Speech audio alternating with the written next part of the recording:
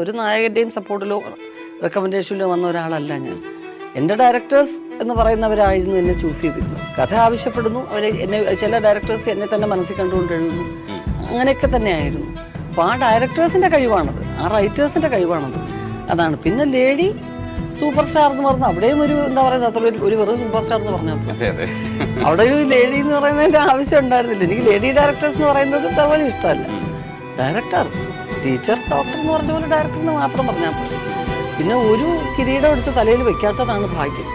കാരണം അങ്ങനെയൊന്നും വെച്ച് പോയി കഴിഞ്ഞാൽ നമുക്ക് വലിയ ബാധ്യതയാണ്. കാരണം ഇത് വീഴാതെ കൊണ്ട് നടക്കണ്ടേ. അപ്പോൾ അതിനേക്കാൾ കൂടുതൽ എല്ലാ കാലത്തും എല്ലാവർക്കും ഇഷ്ടപ്പെടുന്ന നടിയാവണമെന്നേ ആഗ്രഹം.